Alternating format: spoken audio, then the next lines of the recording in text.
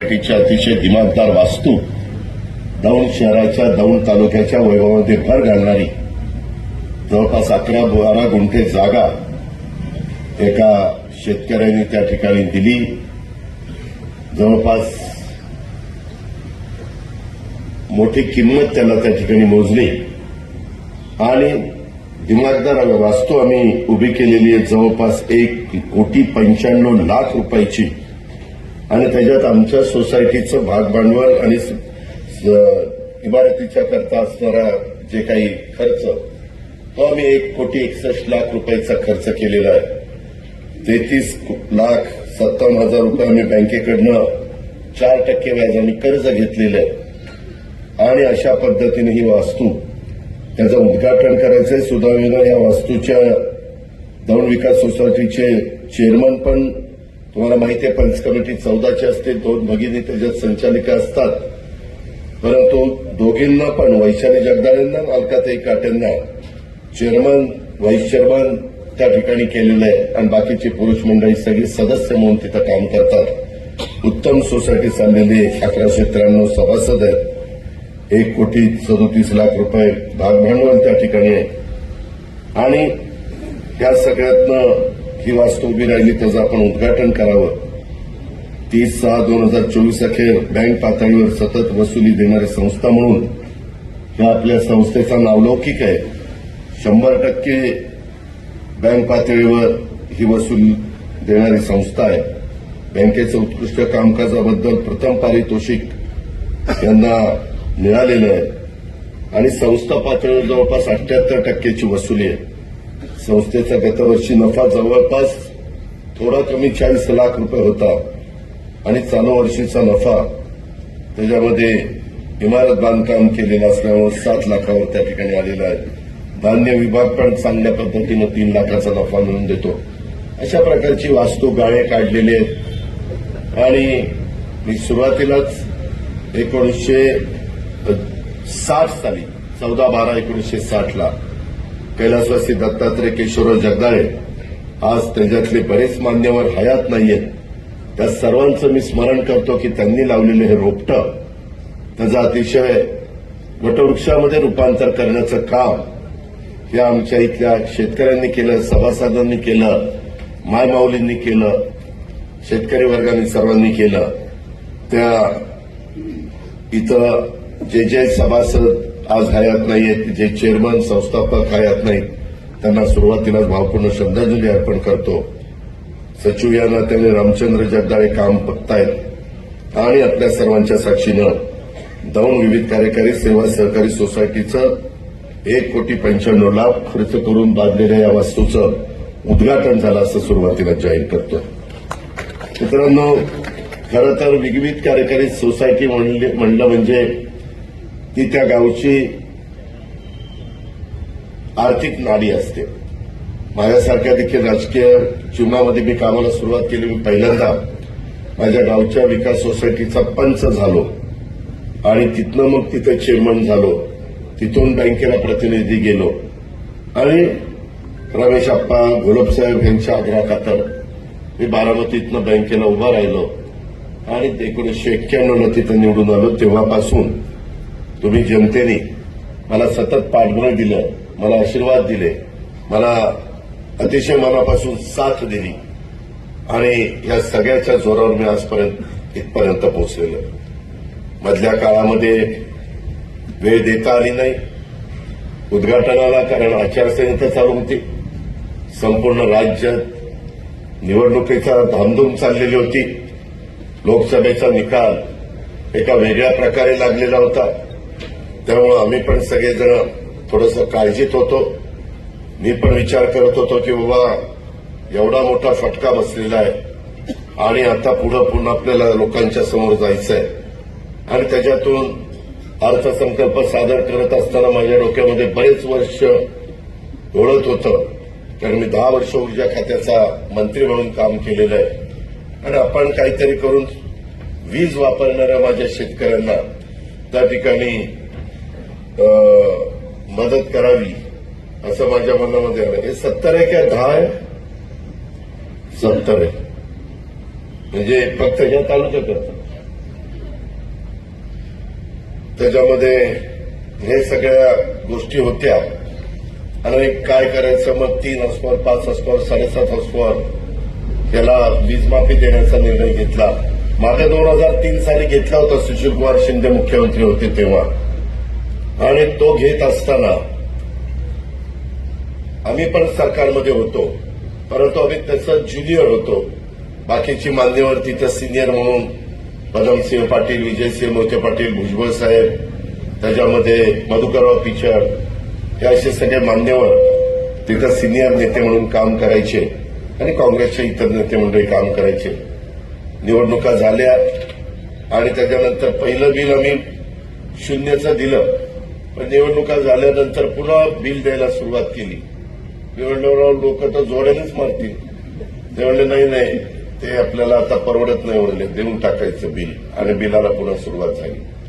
आज मात्र मी कुठल्याही परिस्थितीमध्ये लेक लाडकी म्हणजे लाडकी बहीण योजना, ज्याच्यामुळं मी म्हणणारे घरी बसवण्याचं काम झालं, त्या योजनेनी एवढा आम्हाला मायमाऊलींनी साथ दिली, बहिणींनी साथ दिली की राज्याच्या इतिहासात राज्याची निर्मिती झाल्यानंतर एखाद्या युतीला किंवा एखाद्या पक्षाला एकत्र येणाऱ्यांना इतक्या मोठ्या प्रमाणावर जागा मिळाल्या नव्हत्या. इतक्या जागा मिळाल्या. आम्ही 288 पैकी 237 लोक निवडून आलोय. कशाला म्हणतात 237? त्याच्यामुळे मी कधीतरी म्हटलं की आता व्यवस्थित कारभार होईल. अधिकाऱ्यांनाही कळलं की आता ही 5 वर्ष हलत नाही.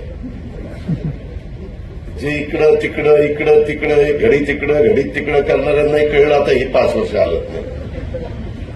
त्याच्यामुळं आम्हाला आता स्थिर सरकार करायचं, चांगलं काम करायचंय. देवेंद्रजी कामाला लागलेले, मी कामाला लागलेलं. मी कामाला लागतो म्हणजे मी सकाळी 6 वाजल्यापासून कामाला लागतो. मला आवड आहे.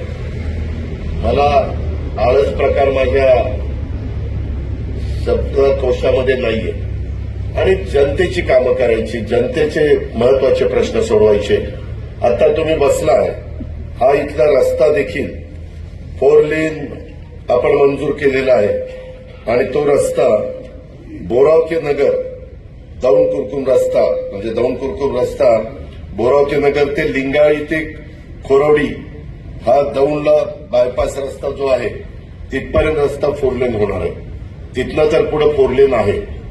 मित्रांनो, तुम्ही पण बघताय अनेक ठिकाणी खूप जण म्हणतात आम्हाला बारामतीसारखं करायचंय. पण मी बऱ्याचदा सांगतो नुसतं भाषण करून चालत नाही, बारामतीसारखं होत नाही. आता हे 4 लेन होत असताना लिंगाळी गावामध्ये काँक्रीटचा रस्ता 4 लेन होऊच शकत नाही. मी बऱ्याचदा अधिकाऱ्यांना सांगितलं बाबा पुढची 50 वर्ष डोळ्यासमोर ठेवा, असं करू नका. ते म्हणलं नाही दादा हे होऊच शकत नाही. मग शेवटी नाईलाजास्तव लिंगाळी गावामध्ये आम्हाला काँक्रीटचा 10 मीटर जागेअभावी 10 मीटर नाहीतर जागा मिळाली असती तर मी तर 15 मीटर केला असता. म्हणजे 7.5 मीटर जायला, 7.5 मीटर यायला आणि 7.5 मीटरला 1.5 मीटरची साईड पट्टी, तिकडं 1.5 मीटरची साईड पट्टी. म्हणजे 7.5 आणि 7.5 15, 1.5 16, 17, 18 अशा पद्धतीनं हे आपण करणार होतो. मध्ये डिव्हायडर. बरं तुम्ही बघताय त्या आपल्या खोरवडीपासून तो चौक आहे तिथून कारखाना संपेपर्यंत झाडं कशी लागली. त्याच्या आधी कधी झाडं अशी कुठं बघितली? आता इथं दौंड शहरातले रथ महारथी बसलेले, काही इथं बसलेत, काही दौंडमध्ये बसलेत. मला एक म्हणायचं की अजित पवार लक्ष घालतो त्यावेळेस होऊ शकतं, शहरातले कार्यकर्ते काय लक्ष घालत नाही? तुम्हाला राजकारण करायचं ना. मला एका आता सहकारी मित्रांनी पत्र दिलं की दादा तुम्ही दौंड शहराच्या विकासाचे दौंड शहर दत्तक घेण्याबाबत जावेद अब्दुल सत्तार सय्यद रिक्षा चालक सामाजिक कार्यकर्ता यांनी ते पत्रक दिलं. याच्यामध्ये मी लक्ष घातलं तर मी अतिक्रमण काढणार, मी लक्ष घातलं तर मी रस्ते रुंद करणार, मी लक्ष घातलं तर गरीब लोकांना घरं नसतील त्यांना इकॉनॉमी विकसित म्हणजे त्याला ईडब्ल्यूएस म्हणतात त्यांच्याकरता घरबांधणीचा कार्यक्रम पंतप्रधानांनी 3 कोटी घरांचा दिलेला देशात. त्या 3 कोटीपैकी 35 लाख घरं आपण आपल्या महाराष्ट्रात आणण्याचा प्रयत्न करतोय आणि त्याच्यातनं चांगली घरं बांधण्याचं आपला सगळ्यांचा उद्देश आहे. पण किंवा आता मला काही सहकारी मित्र सांगत होते, इंद्रजित गाडीत येत असताना सांगत होता की दादा आम्ही जगदाळे परिवाराने किती एकर जमीन दिलं ते विद्याप्रतिष्ठानला 7 एकर जमीन त्यांनी त्या पलीकडचा रोड आहे त्या ठिकाणी मला दिली. मी मध्ये 3 पट पाठवलेली होती. मी आता या टर्मला त्या 7 एकरात अतिशय सुंदर अशा प्रकारची सीबीएसई स्कूल दौंडच्या मुलामुलींच्या करता सीबीएसई स्कूल, कारण मला कारण सांगायला काहीच ठेवलेलं नाहीये किंवा हे तुम्ही नाही केलं म्हणून मी तुम्हाला आता मदत करू शकत नाही, काही कारणच नाही. तिथं स्कूल करणारे सुंदरपैकी ग्राउंड करतो. तिथं एक चांगल्या प्रकारे आता आयटीआयचे कोर्सेस ते एक चांगली इमारत बांधतो. आता सोलर पॅनल आहेत ते सगळीकडे बसायला लागलेले आहेत. इथून पुढे महाराष्ट्रामध्ये शेतकऱ्यांना सोलर पॅनलवरनच वीज मिळणार आहे.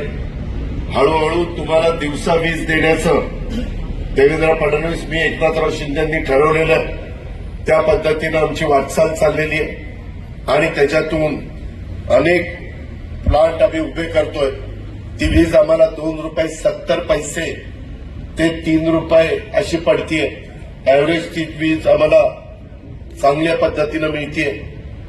केंद्र सरकारची पण पंतप्रधानांचं गृहमंत्र्यांचं अनेक कामामध्ये आम्हाला सहकार्य मिळत आहे. अशा या सगळ्या गोष्टीचा उपयोग शाहू फुले आंबेडकरांच्या महाराष्ट्रात कसा करता येईल हा आमचा प्रयत्न चाललाय. परंतु मला कधी कधी एका गोष्टीचं वाईट वाटतं. मी ज्यावेळेस दौंड पासून इकडनं असा माझ्या सिद्धटेकपर्यंत 4 लेन मला करायचा होता, परंतु 4 लेनला मला जागा मिळेना. मग 10 मीटरचा रस्ता मी करायचा ठरवला कॉन्क्रीटचा. तो पुढं तसाच कर्जतपर्यंत आता काम चाललेलं आहे. त्यात आपला तिथपर्यंत पोहोचला, तिथून कर्जत पुढं असाच तो आपण करतोय. ते काम जोरात चाललेलं आहे. तो 10 मीटरचाच आता आपल्याला करावा लागतोय. पण इतका फेसोफेस 10 मीटरचा झाला, इकडचा शेतकरी सैरपट्टी टाकायला पण जागा देणार आणि हाही शेतकरी देणार. वास्तविक त्या रस्त्यांमुळं तुमच्या जमिनीची किंमत आता इथंच 4 लेन झाल्यावर ह्या दोन्ही बाजूच्या शेतीची किंमत एवढी वाढणार आहे की तो शेतकरी विचारच करू शकत नाही. एवढी किंमत वाढणार आहे. त्याच्यामुळे जास्त जागा लागते त्यावेळेस आम्ही जमीन घेऊ ना. तुम्हाला आठवत असेल आपला कुरकुम म्हणजे असाच येतो नगरवरून दौंडवरून कुरकुम बारामतीला जाणारा रस्ता हा किती वर्ष चाललाय. मी तर तिथनं खिंडीतनं उतरताना नेहमी त्या अधिकाऱ्यांना फोन करून झापायचं, म्हणलं काय चाललंय बाबा, किती दिवस आपल्याला त्या रस्त्याचा अजून पण थोडासा कुरकुमच्या त्या एमआयडीसीच्या जवळ राहिलेला रस्ते. तुम्ही सगळ्यांनी राजकारणाच्या ठिकाणी राजकारण करा, मला काही त्याचं म्हणायचं नाही. शेवटी जनता ज्याला निवडून द्यायचं त्यालाच निवडून देत असते, कुणी किती प्रयत्न केला तरी. आणि त्याच्यामुळं निवडणुका झाल्यानंतर मी हे सगळं डोक्यातनं काढत असतो. मी कालच गोळगंगा सहकारी दिगंबर तो होता ना, दिगंबर बाबासाहेब पाटील सहकार मंत्री, त्याच्यामध्ये साखर आयुक्त, सहकार आयुक्त, चेअरमनलाही बोलवलं होतं. काही दादा फराटे, मला वाटतं हा होता सुधीर फराटे, असे बरेच जण होते, रवी बापू काळे वगैरे. त्याच्यात म्हणलं आता आपण घोडगंगा चालू करू, वेड्यासारखं नका करू. अजित पवारनी बंद पाडला, मला नाही बंद पाडलं, धंदे बंद करा. आम्ही काय कुठले कारखाने बंद करायला जन्माला नाही आलेलो, आम्ही बंद पडलेलं चालू करायला जन्माला आलेलो, किंवा चालू असेल ते अधिक चांगलं कसं चालेल याच्याकरता जन्माला आलेलो. शेतकऱ्यांचं दुःख मला माहिती आहे, कारण मी पण शेतकरी, माझा पण महत्वाचा धंदा ऊसाचा आहे. मी आत्ताच लोणारवाडीला दुपारी व्हीएसआयची सगळी लोक बोलवलेली होती, संभाजीराव कडू पाटील, शिवाजीराव देशमुख. मी तिकडेही गेलो. मी इकडं पाणी जिथनं मलटणवरून उचललं तिकडेही गेलो. तिथं 100 एकरापेक्षा जास्त जागा व्हीएसआयने घेतलेली आहे. तिथं अजून काय करता येईल मला तुम्हा शेतकऱ्यांना सगळ्यांना सांगायचं, तिथं आता दौंड आपला साखर कारखाना चालू झालेला आहे, त्याचा क्रशिंग चांगलं चाललेलं आहे. नाथ मस्कोबा चांगला चाललेला आहे. काल माझ्याकडे बोरकर पण आलेले होते, डॉक्टर आहेत ना ते, डॉक्टर बोरकर. मी त्यांच्याशी बोललो की अनुराज पण चालू करा, परंतु या वर्षी ते शक्य नाही. दौंड पण वीर धवन आणि बाकीचे जगदीश कदम वगैरे चालवत आहेत. तिकडे अंबालिका पण चाललाय. असे अनेक कारखाने चाललेले. लोकांनी चांगल्या पद्धतीने ऊस लावावा. तुम्ही म्हणाल भाव दिला पाहिजे, बरोबर आहे, भाव मिळाला पाहिजे. त्यामध्ये आता नवीन नवीन व्हरायटी पाडेगावने पण काढलेली आहे आणि आपल्या वसंतदादा शुगर इन्स्टिट्यूटने पण काढलेली आहे. शेतकरी मित्रांनो, दर वर्षी 33% क्षेत्र त्या भागातलं नवीन बेडं लावलं गेलं पाहिजे. तुमचा 3 एकर ऊस असेल तर तुमच्या तिसऱ्या वेळेला बेडं बदललंच गेलं पाहिजे, नवीन बेडं आलंच पाहिजे. आता मी बसलो होतो VSIच्या लोकांना घेऊन, त्यांनी सांगितलं दादा जयप्रकाश दांडेगावकरांचा पूर्ण कारखाना आहे, त्यांनी ते ऐकलं, त्यांची रिकव्हरी 1.5 ते 2% वाढली आणि त्यांचं टनेज पण वाढलेलं आहे. आता 86-032 आणि 265 याच्यामध्ये क्रॉस करून एक नवी व्हरायटी काढली, 15-0-12. आम्ही लोक आमच्या हातात असणाऱ्या संस्था किंवा सरकारच्या हातात असणाऱ्या संस्थांमध्ये संशोधन करायला अर्थमंत्री म्हणून मी त्यांना निधी कमी पडू देणार नाही. त्यांना सतत ते रिसर्च त्यांनी करावा, उत्तम बेडं लावावं. आणि आता टिश्यू कल्चरचं म्हणजे ते एक डोळा लावून जे रोप येतं ते बेडं लावायला शिका. त्याच्यामध्ये आता मला त्यांनी दाखवलं लोणारवाडीला एवढं बेडं आहे. ते म्हणले दादा नंतर शेतकरी नेत पण नाही दौंडचे, मग आम्हाला दौंड कारखान्याला ऊस घालावा लागतो. असं करू नका ना. तुम्हाला अधिक पैसे मिळायचे असतील. आता मला काही जणांचा इंद्रजित दत्ता येताना सांगत होतं, दादा आता तुम्ही बघा इकडच्या भागात आमच्याकडे बंगले बिंगले चांगले व्हायला लागले. म्हणलं असं काय झालं? ते म्हणले दौंड कारखाना चांगला चालायला लागला आणि आम्हाला भाव चांगला देतो. आता शेतकरी म्हणला आम्हाला 2600 रुपये दिला. अरे जरा दमधर. अरे बरोबर नाही, त्याला 2800 रुपये करायला लावले, काळजी करू नका. 2800 रुपये आत्ता द्यायला सांगितले आणि अजून साखर तेव्हा का हे काही जादूची काढणी नाही. त्याच्यातलं साखर किती निघते. तुम्ही रिकव्हरी जास्त देणारा ऊस लावा, 1% रिकव्हरी वाढून द्या, तुम्हाला 300 रुपये भाव जास्त देतो. अजून काय पाहिजे? त्या 1% रिकव्हरी म्हणजे 10 किलो. 10 किलो साखर म्हणजे आता साखर चालली 3500 म्हणजे 350 रुपये. 50 रुपये त्या कारखान्याचा खर्च, साखर तयार करायचा, अमका तमका आणायचा करायचा. 300 रुपये डायरेक्ट शेतकऱ्याला पास करतो ना.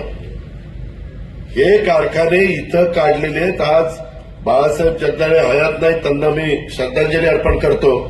पण खताळ आहे तिथं बाळासाहेबांच्या बरोबर असणारे, ते मला त्यांची ओळख करून देत होते. म्हणलं तुम्हाला बघितलं की पहिले मला बाळासाहेबांची आठवण येते.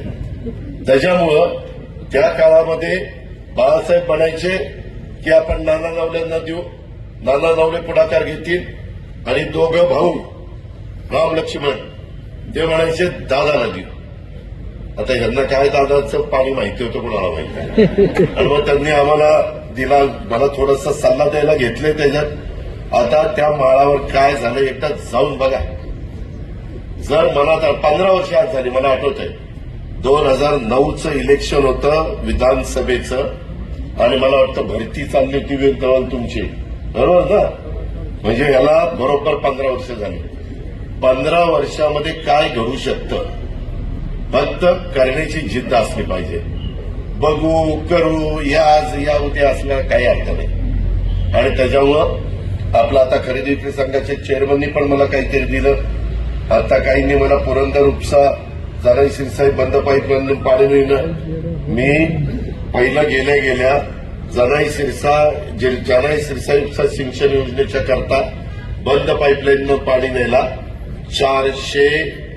29 कोटी रुपये मंजूर केलेले, त्याचा GR निघालेला, ते काम आता सुरू करणार. त्याच्यातनं जे पुरंदर तालुक्यात, बारामती तालुक्यात, दौंड तालुक्यामध्ये पाणी जातं त्या लोकांना वेळेत पाणी देणार. आपल्या कॅनॉलमध्ये पुण्याला प्रचंड पाणी आपल्याला द्यावं लागतं. आम्ही सगळेजण बसतोय. मला दत्ताभाऊ भरणे पण मागे लागलाय सारखं, दादा मिटिंग घ्या. आज पुण्यामध्ये 4 मंत्र्यांना संधी मिळालेली आहे.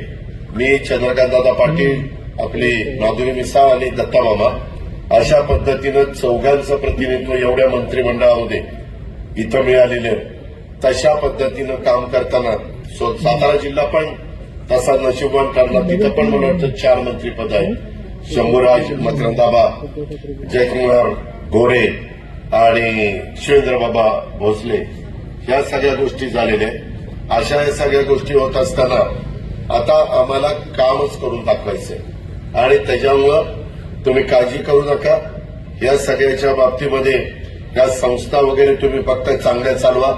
सहकार विभाग आपल्याकडे असल्यामुळं तिथं कुठं अडचण नाही. पण जर माझ्या जवळचा माणूस सहकारी संस्था चालवत असताना चुकला तर मी त्याच्यावर पण कारवाई करणार. मी त्याच्यामध्ये उपमुख्यमंत्री किंवा राष्ट्रवादी काँग्रेस पक्षाचा अध्यक्ष चुकीच्या कामाला पांघरून घालण्याच्या करता झालेलो नाही. मला जनतेने पाठिंबा दिलेला आहे. मी थोडासा लोकसभेला माझा रिझल्ट मला कमी मिळाला, 25% मिळाला. त्याच्यामुळे मी जरा कमीच जागा घेतल्या. म्हणलं राधाच्यासारख्या जागा नको घ्यायला, पण मर्यादित जागा घेऊन चांगल्या पद्धतीनं उमेदवार आपण निवडून आणले. जिल्ह्यामध्ये तर आम्ही सगळेच लोक त्या ठिकाणी जवळपास निवडून आलो. महायुतीचेच सगळे उमेदवार. तुमच्या पुणे जिल्ह्यात 21च्या 21 उमेदवार महायुतीचे आहेत की नाही? एक पण आघाडीचा उमेदवार नाही. मी त्याच्यामध्ये ठीक आहे, प्रत्येकाला काय काय काय वाटतं, प्रत्येकजण काय काहीतरी इतकी गंमत. मी काय काहींना आमदार केलं मागच्या वेळेस. तसं बघितलं तर बरंचसं काम मी बघायचो आणि नंतर मी ही भूमिका घेतल्यावर मला एक जण म्हणला, नाही बाबा मी नाही येणार तुमच्यावर. आणि म्हणलं तू तर पहिल्यापासून माझ्याबरोबर, जिथं दादा तिथं मी, आणि तू माझी भावकी आणि असं का करतोय? नाही नाही म्हणले दादा मला नाही जाणार. मनात म्हणलं इलेक्शन येऊ दे, ह्याच्याकडे बघतोच म्हणलं. आणि तिथं जाऊन सांगितलं ह्याला नाही पाडलं ना, याला अजित पवार नाव नाही लावणार. आणि त्याच्यामध्ये माऊली कटकेला उभा केला. माऊली तर माझा कळत नव्हता, पण माऊली मला माहिती होतं ही माऊली कटके जरा चांगला आहे, स्पार्क आहे त्याच्यामध्ये. 52 लाखांनी निवडून आला. आता इथं दिगंबर दुर्गाडे बसले. त्या मावळ तालुक्यात मी सुनीलला मागच्या वेळेस तिकीट दिलं. बाकीच्यांना म्हणलं मला यावेळेस सुनीलला द्यायचं, एकच टर्म झाली, चांगलं काम करतोय, असं करू नका. सगळ्यांनी मिळून सगळ्यांनी त्या बापू भेगडेला उभं केलं. मी त्याला बापूला म्हणतो, अरे बापू नको, हे तुझं काम नाहीये, तू कारखान्याचा व्हाईस चेअरमन आहे, तिथं बघ बाबा. आता सगळे माझ्या मागे उभे आहेत, मी निवडून येणार. लाखांनी पडला. किती? 1 लाखांनी. माझ्या भागात आमचा लोकसभेचा उमेदवार 48,000 पडला. मी माझ्या भावाला निरोप पाठवतो, नको माझ्या विरोधात तुझ्या पोराला उभं करू. अरे नाही, बारामती साहेबाच्या मागं आहे. म्हणलं आहे, मी कुठं नाही म्हणतोय, पण साहेबाचा नंबर झाल्यावर बारामती दादाच्या मागे आहे. मला लाखाच्या पेक्षा जास्त मतांनी निवडून दिलं. मी आपल्या गप बसलो. सगळं खानदान माझ्या विरोधात प्रचार करत होतो. इथली पण आमची भावकी, अरे आप्पासाहेब असं नको करू, आप्पासाहेब असं नको करू. दादा जमणार नाही. अरे आप्पासाहेब नको रे बाबा, आपण सगळे साधारण पुढं मागच्या वयाचे आहेत, जरा चांगलं करू. बघा एकदा संदीप आली आणि ती दवडली तर 5 वर्ष गप्प बसावं लागतं. आता 5च वर्षांना निवडणूक आहे, आता येत लगेच. बरं असंही नाही काठावर बहुमत आहे, फुटाफूट होईल. नाही तर आम्हाला मागे नेहमी सांगायचे आत्ता पडणार आहे सरकार, आत्ता पडणार सरकार. आम्ही आपलं एक दिवस सरकार पडेल, सरकार पडेल, काय जसं सरकार पडते काय होतं. त्याच्यामुळं आपल्याला आता ते करायचं नाही. ही सोसायटीचं काम आहे. लोक म्हणतील काय यांनी सुरू केलंय. सोसायटीचं आपल्याला संस्था चांगल्या चालवायच्या. मधी दिगंबर तुम्ही चेअरमन आहात, आप्पा तुम्ही माझी चेअरमन आहात. सहकारामध्ये अनेक जण नावाजलेले आहेत. सहकारामध्ये काय काय दुरुस्त्या करायच्या माझे अमित शहानाच मी परवा पण भेटून आलो, तुम्ही वाचला असेल पेपरला. आपण ही सहकार चळवळ टिकूया, त्याच्यात येणाऱ्या त्रुटी अडचणी दूर करूया, ते सचिव लोकांचा पण काही प्रश्न आहे तेही सोडूया. आज माझ्या लाडक्या बहिणी पण भेटल्या, त्यांनी पण काही प्रश्न त्यांचे सांगितलेले आहेत. मी सोमवारी मुंबईला गेल्यानंतर त्या कामामध्ये त्या ठिकाणी लक्ष देतो. काही गोष्टीचा शब्द तुम्हाला दिला आणि तो पाळला गेला नाही, असं होणार नाही. का ठरलेलं होतं आणि का पाळलं गेलं नाही तेही त्या ठिकाणी बघतो. आणि काही झालं तरी आम्हाला थोडी आर्थिक शिस्त लावावी लागणार आहे, त्याच्यामध्ये कुठं दिरंगाई होणार नाही. पण ही सगळी कामं मंजूर करत असताना आता हे काम जे काही मंजूर केलं, तुम्हाला माहितीये आता सांगितलेलं काम 45 कोटी 30 लाखाचं आहे. कशाला म्हणतात 45 कोटी 30 लाख? पण आता ते आपल्याला करायचंय. तुम्ही सगळ्यांनी त्याच्यामध्ये मला साथ द्या, आपल्या सरकारला साथ द्या, त्या पद्धतीनं आपण करू. आता लाडकी बहीण योजना एका दौंड तालुक्यामध्ये आतापर्यंत 70 कोटी रुपये आम्ही महिलांना दिले.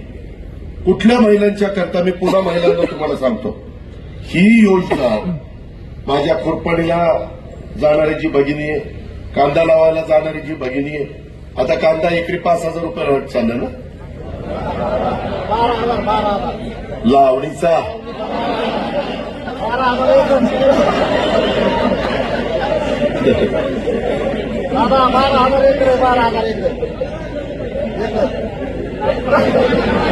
तर काय शेवटी आपल्याच शेतमजुरांना मिळतं, मिळू दे. तर तिथं जाणारी, माझे धुणं भांडी करणारी, माझे झाडू पोतना करणारी, आमच्या काही महिला वेगवेगळ्या 4-5 घरामध्ये नवरा बायको कामाला असले तर स्वयंपाक, ह्याचा स्वयंपाक कर, पुढे तर जाऊन त्याचा स्वयंपाक, असे 5-6 घरं करते.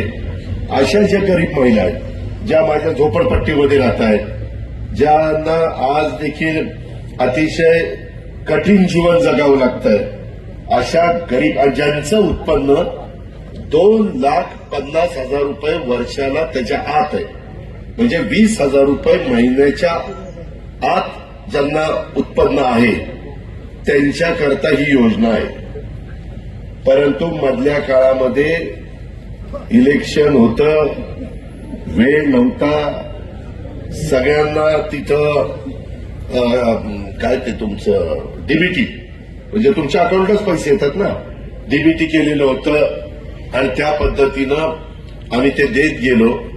त्यामध्ये मी तालुक्याचं नाव सांगत नाही, आता तालुक्यात मी जनसन्मान यात्रा काढली होती, तुम्हाला आठवतंय. आता या माझ्या बहिणी बरेच गुलाबी घालून आलेले आहेत, गुलाबी रंगाला आम्ही जरा थोडंसं हे केलेलं होतं, लोकांच्या पुढे आणलेलं होतं आणि त्या पद्धतीनं सांगत होतो. त्यावेळेस महिला गावोगावी मला ओवाळायच्या, ते थांबवायच्या मला माझ्या उमेदवाराला. आणि मी विचारलं, दादा लाडक्या बहिणीचे पैसे आले? कारण पहिले पैसे दिले भाऊ रक्षाबंधनला, जुलै ऑगस्टचे पैसे दिले रक्षाबंधनला, सप्टेंबरचे पैसे असे सप्टेंबरला दिले, ऑक्टोबर नोव्हेंबरचे पैसे नोव्हेंबरला आचारसंहिता येणार म्हणून ते बरोबर ऑक्टोबर नोव्हेंबरचे पैसे ऑक्टोबरला दिले, ते बरोबर दिवाळीच्या तोंडावर तुम्हाला मिळाले. त्यामुळे तुम्हाला कधी नवऱ्यानी पैसे दिले तरच काही घेता यायचं. आता तुमच्या पैशाचं तुम्ही साडी चोळी काय जे घ्यायला पाहिजे ते तुम्ही घेऊ शकत होता, पैसे तुम्हाला आले होते. तेव्हा काही काही महिला म्हणायच्या, दादा फार चांगलं झालं. म्हणलं का? नाही, आता नवरा म्हणतोय, हे मला पण एखादा शर्ट पीस आणला तर मी म्हणायचं नाही, आधी आता माझं उद्या मोतीचं काय. म्हणजे इतकं त्यांच्या चेहऱ्यावर आनंद पाहायला मिळत होता आणि आम्हाला तेच पाहिजे होतं. आणि हे सगळं करत असताना इथपर्यंत टप्पा आपण गाठलेला आहे. आता हे जे काही सांगतात ना बंद करणार, मी राज्याचा अर्थमंत्री म्हणून सांगतो, देवेंद्र, मी एकनाथराव शिंदे अजिबात ही योजना बंद करणार नाही. ही योजना आणि 3, 5, 7.5 हॉर्सपॉवरची वीज माफीची योजना चालूच ठेवणार.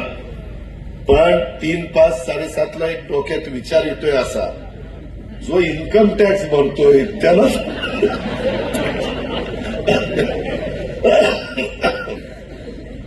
इन्कम टॅक्स भरत असताना पुन्हा फुकट द्यायचं म्हणजे लयच भारी पडतंय. त्याच्यावर ते जरा अजून मला द्यायचंय ते गरजूला द्यायचंय, गरीबाला द्यायचंय, ज्याला खरोखरीच गरज आहे त्याला द्यायचंय. ह्या पद्धतीनं आपल्याला पुढे जायचंय. त्याच्यामुळं हे मध्ये मध्ये म्हणतात ना, काय काय आमचे विरोधक फार आमच्यावर प्रेम होतो चाललंय त्यांचं, हे आता बंद करणार, हे आता असं करणार, का पैसे देत नाही, कधी पैसे देणार आहे, काळजी करू नका. त्यांच्या अकाउंटला पैसे देणारे. पहिला तर योजना आणली तेव्हा यांनीच माझी चेष्टा केली. काय दिले तर 1,500 रुपये. 1,500 काय होते, 1,500 काय होते ते कळलं सगळ्याला. चांगल्या योजना आणल्यानंतर समाज कसा उभा राहतो हे चांगलं कळलं. कधी देशाच्या राज्याच्या इतिहासात 237 जागा नव्हत्या कधीच. चव्हाण साहेबांच्या काळात नाही, वसंतदादांच्या नाही, पवार साहेबांच्या काळात नाही, मनोहर जोशींच्या काळात नाही, मुंडे साहेबांच्या काळात नाही, कुणाच्याच काळात नाही. शंकरराव चव्हाण खूप जणांची नावं घेता येते. एवढा भरभक्कम पाठिंबा आलेला, त्याला कुठेही आता दृष्ट लागू देऊ नका.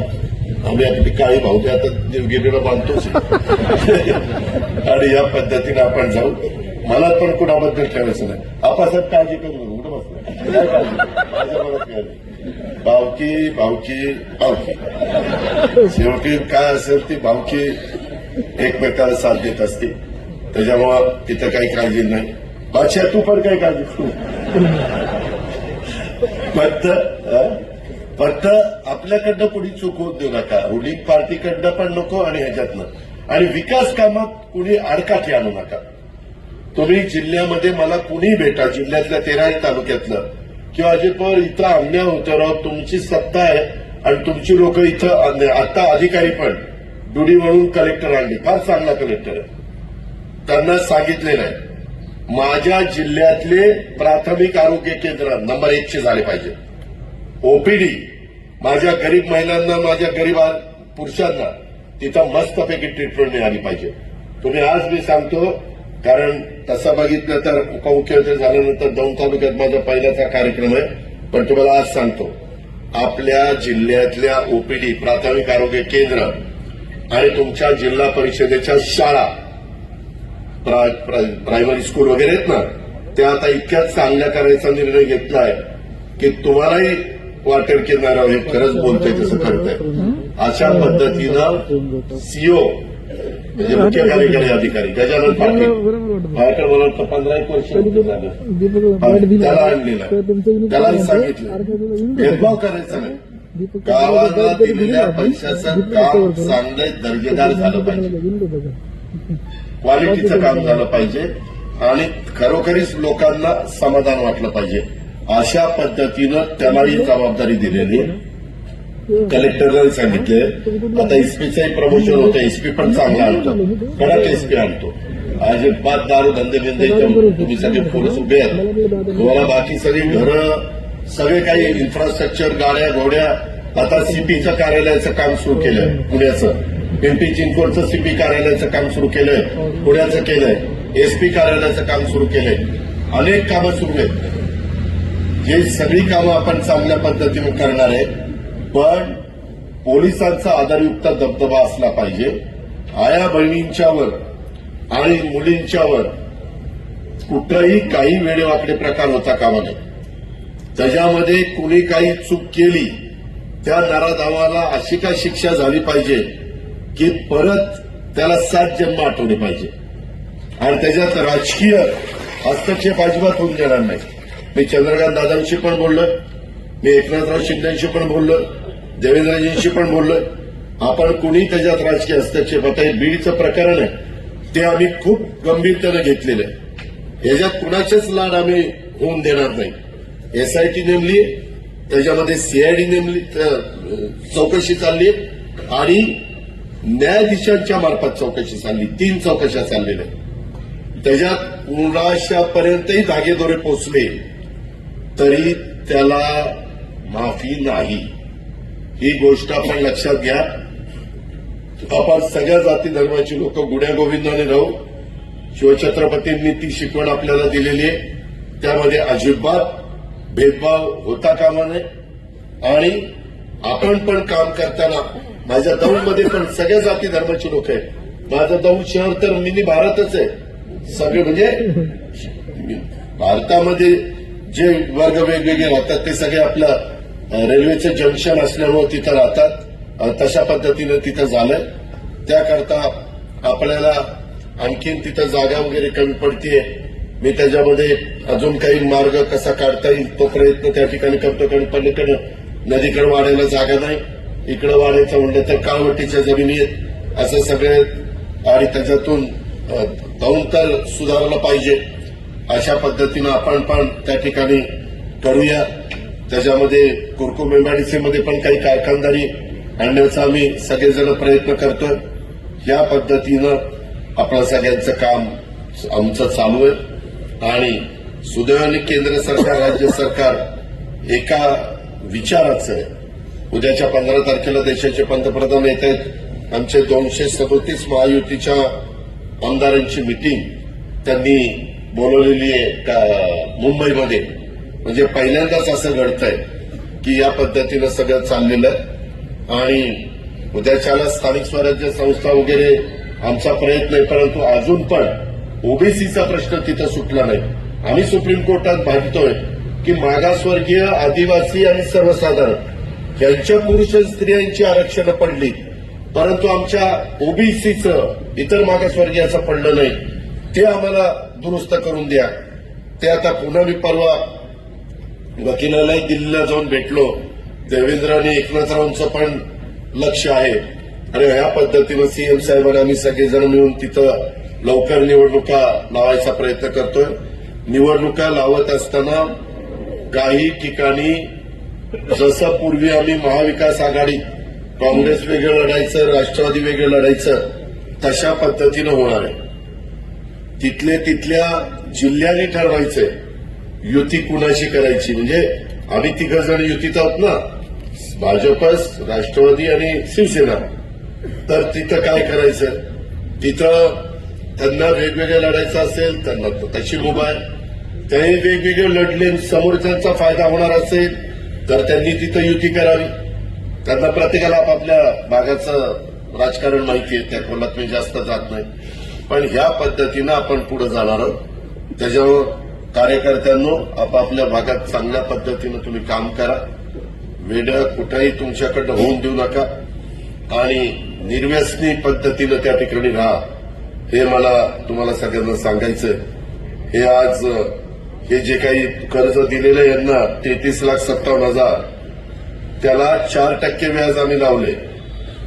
पण प्रस्ताव पण दिगंबर दुर्गाड्यांनी नाबार्डला पाठवलाय आणि त्या प्रस्तावाला मान्यता मिळाली तर नाबार्ड दौंड विकास सोसायटीला 3% देणार.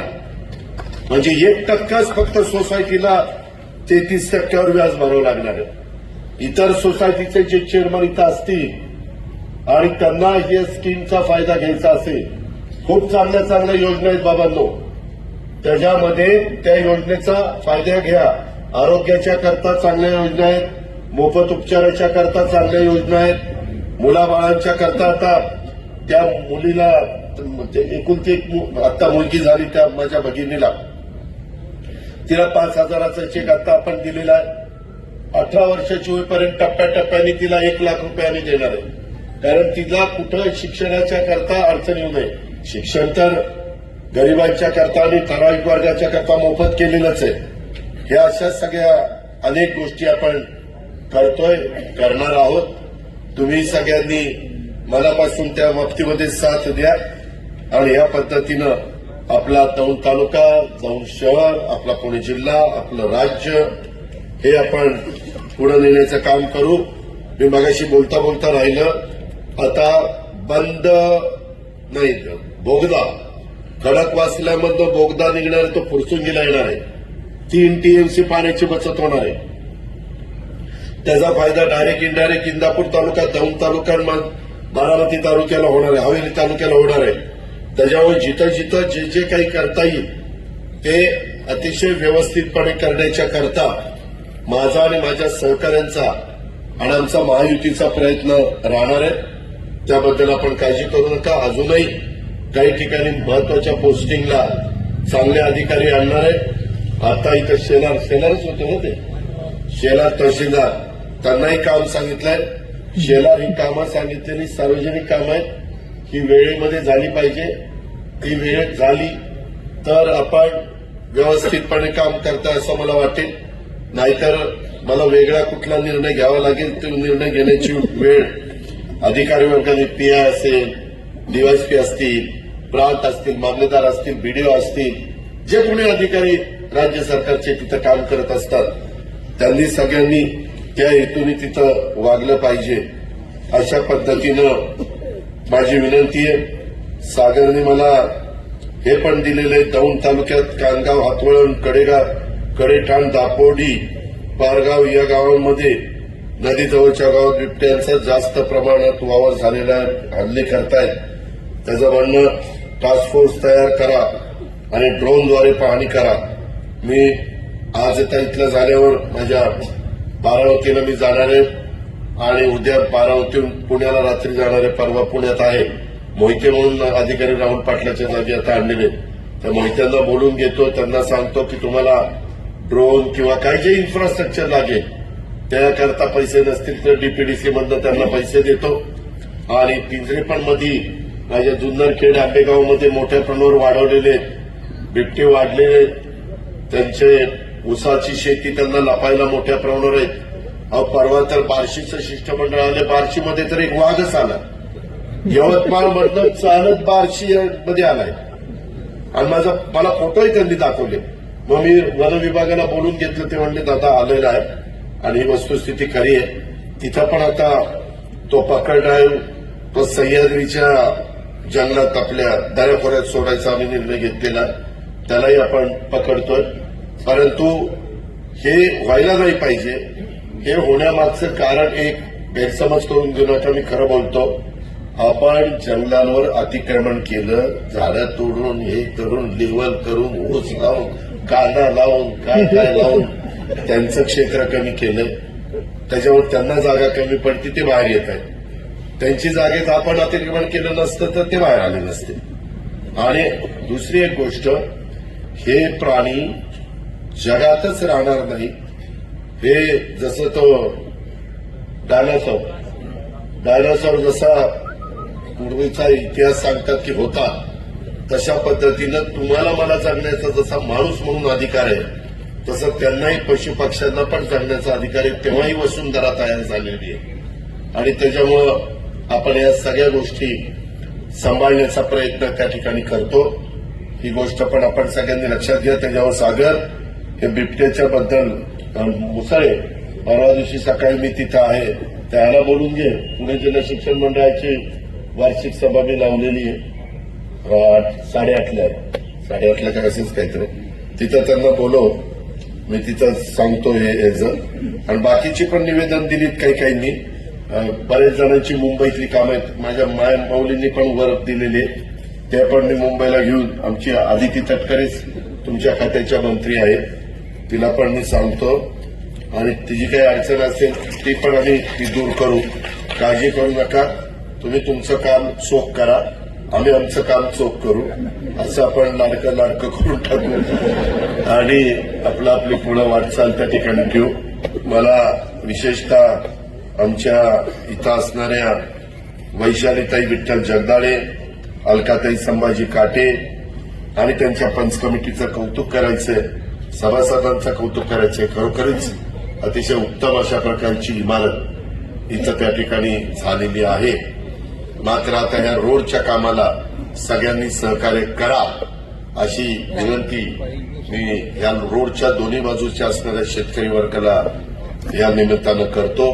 आणि इतर पण जे काही महत्वाचे प्रश्न आहेत त्या प्रश्नाला टप्प्याटप्प्याने, काही ताबडतोब सोडवण्याचे असतील ते ताबडतोब सोडू, काही थोडेसे 1-2 वर्षांनी तशा पद्धतीनं करू. मुसळे जे मला तिथं मंदार शिक्षी आणि किरणलाही आता तिथे गेल्यावर बोलून घ्या.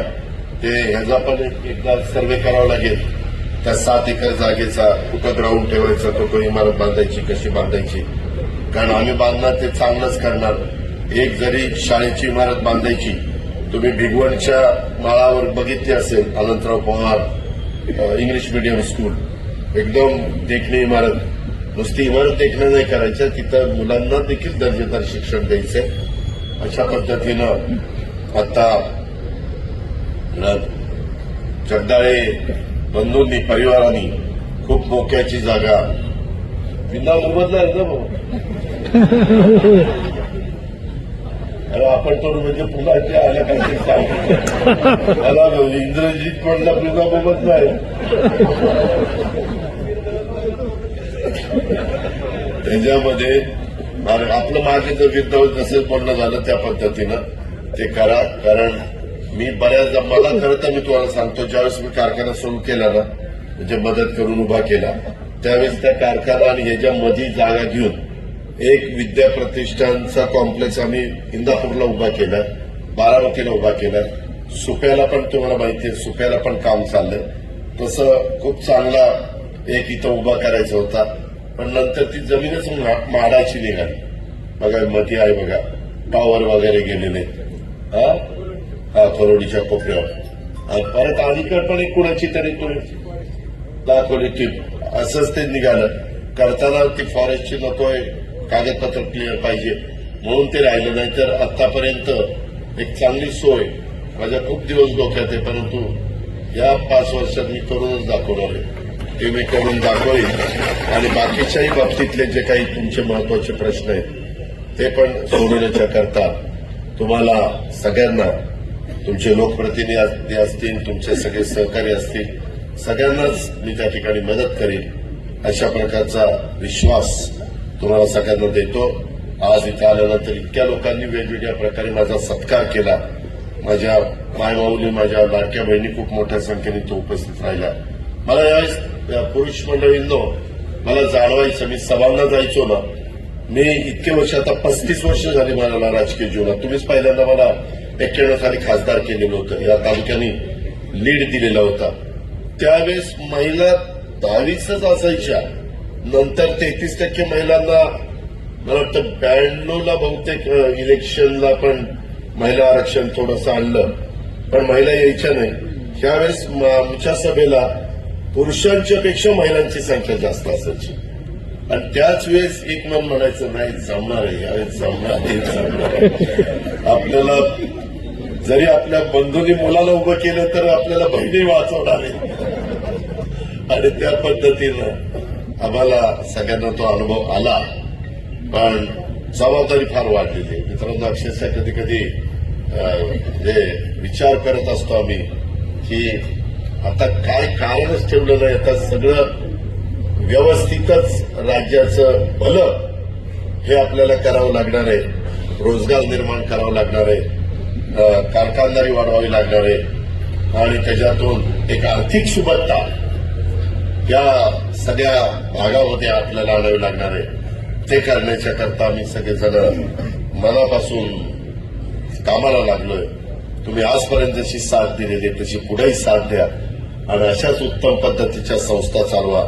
आणि तुमची शेतीवाडी पण आपलं अजून 0%च आहे का रे पीक कर्ज? पीक कर्ज 0%, त्याच्यात आम्हाला 3 लाखापर्यंत. आपण किती त्याचा बचत सण करतो, तर आपण नफ्यातनं, अरे मग किती कोटी रुपये आपण घालतो ना, घालतो. मागे काहीतरी 8-10 कोटी रुपये आपल्याला.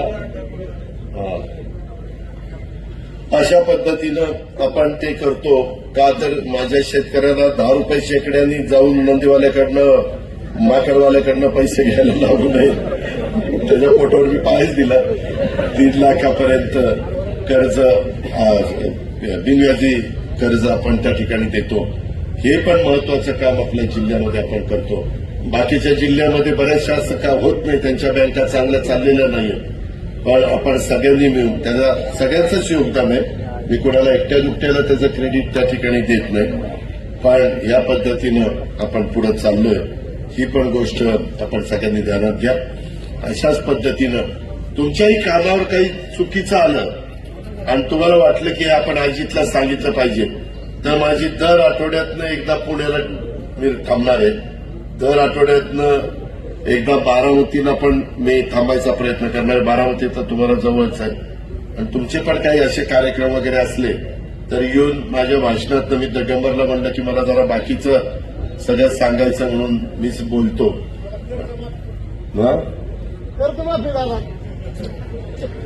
माझ्या भाषणात कधी तुम्ही ऐकलं का कर्ज? मला मी जेवढी भाषणं केली